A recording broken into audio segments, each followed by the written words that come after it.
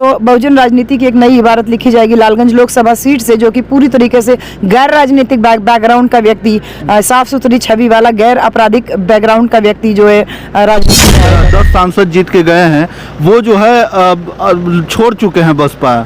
ये ऐसा होता रहा है, कहीं आप भी जीत कर अगर जाएं तो कभी ऐसा तो नहीं कि छोड़ के नारा दे रहे हैं? वो 400 हार का नारा होगा निश्चित रूप से। आपको नमस्कार। इस वक्त मेरी मौजूदगी है लालगंज में, और लालगंज लोकसभा सीट से बसपा ने एक प्रत्याशी उतारा है, डॉक्टर इंदु चौधरी, और बताया जाता है कि इन्हें खुद बहन जी ने बुला के टिकट दिया है। हालांकि इससे पहले इन्होंने चुनाव लड़ा नहीं है ना। बहुत बहुत स्वागत है आपका।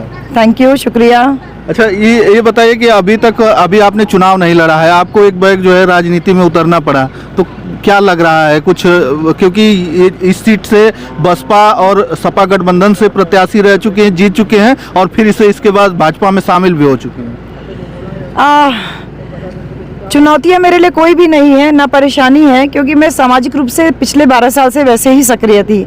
तो वोट सिर्फ मुझे उसमें वोट ऐड करना है, क्योंकि सामाजिक प्लेटफॉर्म पे जो काम कर रहा है राजनीति, उस सामाजिक प्लेटफॉर्म को एक बड़ा आयाम देती है। तो निश्चित रूप से हमें काफ़ी सहयोग जनता का भी मिल रहा है, और हमें अच्छा भी लग रहा है कि जनता का जो प्यार है, स्नेह है, कि पहले हम सामाजिक रूप से लोगों को जागरूक करते थे उनके हक अधिकारों के बारे में, बाबा साहब मानवाकांक्षी नाम के मिशन के बारे में, और अब उन्हीं मिशनरी लोगों का अगर हम इसको वोट में कन्वर्ट कर देते हैं, तो बहुजन राजनीति की एक नई इबारत लिखी जाएगी लालगंज लोकसभा सीट से, जो कि पूरी तरीके से गैर राजनीतिक बैकग्राउंड का व्यक्ति, साफ सुथरी छवि वाला गैर आपराधिक बैकग्राउंड का व्यक्ति जो है राजनीति में आएगा। तो अच्छा, आप अभी आई हैं और आपको टिकट मिला है बसपा से, और बसपा के जो 10 सांसद जीत के गए हैं, वो जो है छोड़ चुके हैं बसपा। ये ऐसा होता रहा है, कहीं आप भी जीत कर अगर जाएं तो कभी ऐसा तो नहीं कि छोड़ दें? जी, ये सवाल उठना बहुत लाजमी है, लेकिन आपके चैनल, क्या मैं हर चैनल पे ये बात बोल रही हूँ कि मैं आज जिस जगह पे खड़ी हूँ, मैं इसी जगह पे खड़ी रहूँगी। अपनी बहन जी के प्रति वफादारी मुझे किसी को दिखाने की, किसी को बताने की ज़रूरत नहीं है। हम पिछली 4 पीढ़ियों से बहन जी के सपोर्टर रहे हैं। हमारे पापा मानवाकांक्षी राम साहब के साथ में उनकी रैलियों में जाया करते थे, तो बचपन से ही उस मिशन मूवमेंट के परिवार में हमने कदम रखा था, और लगातार उसी में हमारा जीवन चला है।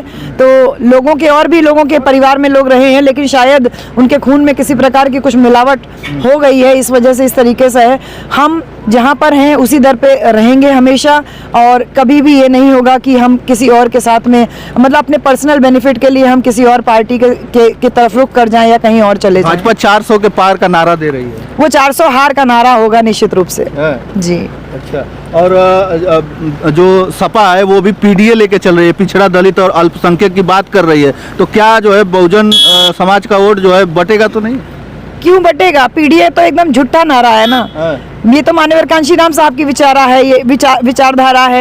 ये तो बाबू जो जगदेव प्रसाद कुशवाहा की विचारधारा, कर्पूरी ठाकुर की विचारधारा है। ये तो मतलब हम लोगों का बहुजन महापुरुषों का विचारधारा है, जिसको झूठ बोल करके जो है एक नए तरीके से बोला जा रहा है। अगर वो पीडीए के मतलब हिमायती रहे हैं, तो वो क्यों नहीं किसी मुसलमान को राज्यसभा भेजे, क्यों नहीं किसी दलित को राज्यसभा भेजे, क्यों अगड़ों को ही राज्यसभा भेजने? इससे पता चलता है कि ये पूरी तरीके से झूठ है और इसके अलावा कुछ नहीं है। चलिए, बहुत बहुत